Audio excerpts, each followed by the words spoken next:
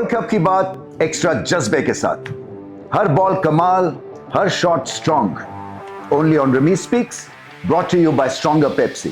Extra fizz, extra test.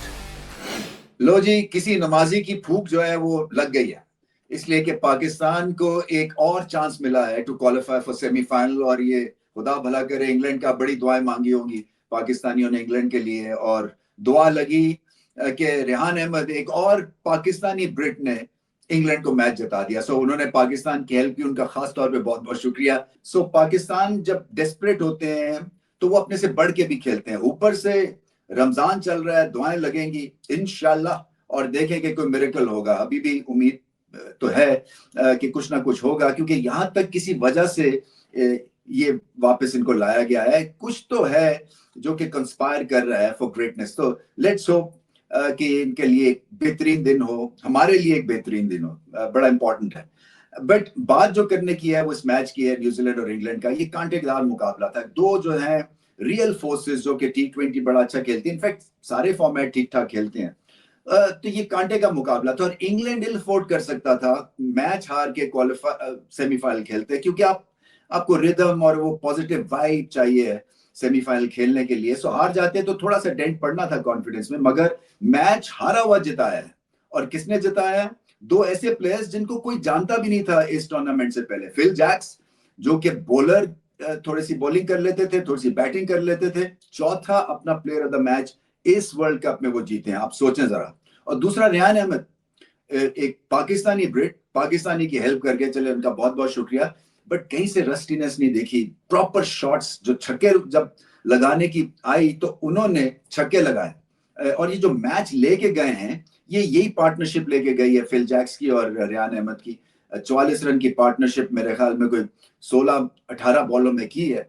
और उस मौके के ऊपर जो फिलिप्स में हमला हुआ है ना, वो फिलिप्स फ्यूज हो गया बिल्कुल। जितना अच्छा काम उन्होंने फील्ड में किया था और बैटिंग में किया था, यहाँ आके जो है वो चूक गए।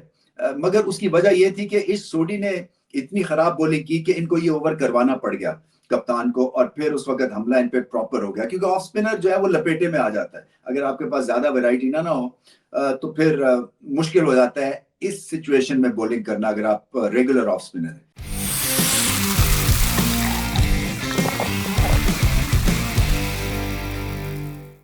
Stronger Pepsi power play, Rehan Ahmed, क्या बात है इनकी। एक पाकिस्तानी ने पाकिस्तान टीम की हेल्प की, कुछ ऐसा महसूस हो रहा था। नाम इनका जरूर रेहान अहमद है, बट ये इंग्लैंड के लिए खेलते हैं, और कहीं ना कहीं हमारे सिस्टम से मिस हो जाते हैं ऐसे प्लेयर्स। क्योंकि मुझे अफसोस भी होता है, क्योंकि जो आंख जो चाहिए ना टैलेंट को कैप्चर करने के लिए, वो कई दफा मिस हो जाती है। बट एनीवे, बात है रेहान अहमद की, और तारीफ इसलिए है कि कैमियो था, बॉलिंग में भी कैमियो था, बैटिंग में जबरदस्त कैमियो था, और दोनों जगह क्रिटिकल रोल्स थे इनके। जैसे मैंने कहा कि इनिंग्स का आखिरी ओवर करना और इतनी सलाहियत रखना कि बेंच से उठ के आप हीरो बन जाएं, ये बहुत बड़ी परफॉर्मेंस है, क्योंकि आपको मेंटली स्ट्रांग होना पड़ता है। आपके जो नेट सेशन है वो आपको पूरी तरह मिलते नहीं है, क्योंकि आप जो है क्योंकि खेल नहीं रहे होते, तो शायद आप बैटिंग भी ना करें, क्योंकि बल्लेबाज जो खेल रहे होते हैं उनको बैटिंग मिलती है नेट्स में। सो आपको अपनी थोड़ी बहुत नॉकिंग आप कर लें ऑन द साइड। इसी तरह से बॉलिंग में भी आपका उस तरह से दिल नहीं लगता है। आप कोशिश तो कर रहे होते हैं कि बेसिक्स पे काम करें, बट जब आप खेल नहीं रहे होते तो फिर आपकी कंसंट्रेशन भी वेवर करती है। बट इसके बावजूद पहला मैच खेलना, और जिस तरह से उन्होंने बैटिंग कर दी है, वो जो ओवर था ना फिलिप्स का जिसमें 22 रन हुए, उसमें इन्होंने दो जो लाजवाब सीधे छक्के लगाए हैं, वो है क्रिटिकल मोमेंट। कि कहीं रस्टीनेस, जैसे मैंने कहा, दिखी नहीं है। कहीं ये नहीं दिखा कि ये बेंच से उठ के आए हैं। इनका जो स्टैंडर्ड था, वो जो टॉप क्वालिटी के प्लेयर्स थे उससे भी बेहतर था।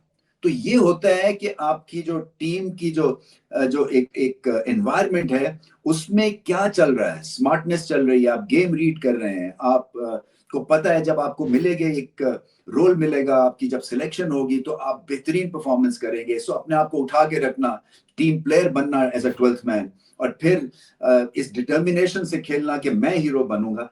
ये चीजें हैं सीखने वाली रेहान अहमद से और इंग्लैंड के कैंप से। बहुत बड़ी है परफॉर्मेंस है इंग्लैंड की बाय द वे, इसलिए कि मैच हार के सेमीफाइनल खेलते तो एक नेगेटिव में वो एंटर करते वो फील्ड मुंबई में, और अब जो जीत के जाएंगे तो एक बहुत बड़े दिल के साथ जाएंगे। सो फिल जैक्स की लाजवाब परफॉर्मेंस, बट मेरे जो फेवरेट बने हैं वो इस मैच में वो है रेहान अहमद। हैरानी की बात यह कि एक यूज पिच पे ये मैच खिला दिया।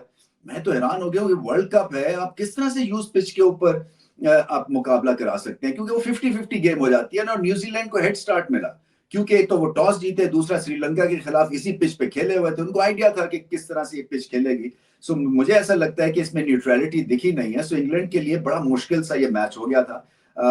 फील्डिंग थोड़ी सी बेहतर की कंपेयर टू पाकिस्तानी मैच के, मगर फिर भी मैं समझता हूं कि आप इनकी क्वालिटी देखें कि जो टॉप ऑर्डर है वो फारिग हो गया, बट जो सबसे मुश्किल कहानी जो कि होनी चाहिए थी मिडिल ऑर्डर पे प्रेशर, बिकॉज सेंटनर का गेंद स्पिन हो रहा है, फास्ट बॉलर्स ने बड़ी अच्छी बॉलिंग कर रहे थे, कटर्स कर रहे थे, हेनरी खास तौर पे। सो वहां से ये मैच जो है ना उन्होंने उठाया इंग्लैंड के मिडिल ऑर्डर बल्लेबाजों ने। पाकिस्तान का middle order on the other hand, मैं स्टैट्स देख रहा था, इस वर्ल्ड कप में वर्स्ट है एवरेज वाइज सारी टीमों में। जिम्बाब्वे भी आपसे आगे हैं। सो मेरे ख्याल से हम कोई एवरेज कर रहे हैं 4 से लेके 6-7 विकेट्स तक, कोई 17 की, जो कि सबसे कमजोर तरीन है। सो पाकिस्तान को अगर T20 में अपने आप को ऊपर उठाना है, वो मिडिल ऑर्डर को कुछ ना कुछ करना है। या तो आपकी ठीक सिलेक्शन नहीं है, आपने देख लिया कि कंडीशंस के हिसाब से इंग्लैंड ने सिलेक्ट किया उसको, रेहान अहमद को, और क्या रिस्पांस था। सो आपको भी स्मार्ट होना है। ये इंग्लैंड स्मार्टनेस की वजह से मैच जीते हैं। पाकिस्तान जो है ना वो कई दफा बुद्धू किस्म की जो है वो सिलेक्शन कर देते हैं, जिसका सर पैर नहीं होता। फहीम अशरफ को खिलाया, उनसे ओवर ही नहीं करवाया 2-3 मैचेस में। फिर उसके बाद रियलाइज हुआ कि वो तो स्पिन के खिलाफ फंस गए, तो अब उनको बेंच कर दें। फिर ओपनर्स को आप मिडिल ऑर्डर में खिला रहे हैं, मिडिल ऑर्डर के बल्लेबाज ऊपर जा रहे हैं। सो ये हॉच पॉच सिचुएशन बनी हुई है just for the heck of it. T20 माना एक फ्लोटर आपको चाहिए होती है टीम, बट 2-3 तो आपके सॉलिड प्लेयर्स हो ना जो कि अपने नंबर पे खेल के आपको मैच जिता दें। तो पाकिस्तान को इसके बारे में आगे चल के सोचना है और इसके ऊपर काम करना है। तो ये मैच जो था, ये जैसे मैंने कहा कि कांटे का मैच था, न्यूजीलैंड ले चुका था मैच। बट एनीवे, अब आगे की तरफ निगाह, आगे की तरफ नजर, और ऑल टू प्ले फॉर। देखिए पाकिस्तान को अब पीछे मुड़ के नहीं देखना, सारे गिले शिकवे दूर करने हैं, फैंस बददिल हुए हैं, सारा जो एक आपका जो एक स्टेक होल्डर्स हैं वो बददिल हैं। देखिए पाकिस्तान हारता है तो फिर कमर्शियली भी मार पड़ती है, फैंस के थ्रू भी मार पड़ती है, सोशल मीडिया भी जो है वो गर्म हो जाता है, फिर आपके ऊपर प्रेशर क्रिएट होता है। मगर क्या है कि ये जो प्रेशर होता है ना इस तरह का, ये एक तो प्रेशर तो है ही है, जब आप खेलते हैं तो आपको ये सहना पड़ेगा। दूसरा प्रिविलेज भी है आप, क्योंकि आप अपने मुल्क के लिए खेल रहे हैं। सो ये प्रेशर आपको उठाना है, सम क्रिटिसिज्म लेना है और इससे हिम्मत पकड़ के आगे जाना है।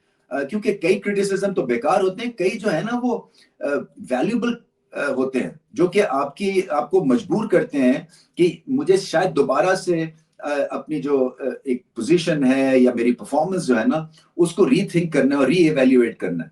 तो अगर आप इस तरह से देखेंगे कंस्ट्रक्टिव क्रिटिसिज्म को, तो आप ऊपर जाएंगे और एक तरह से गुस्से से खेलेंगे, और पाकिस्तान को गुस्से से खेलना है।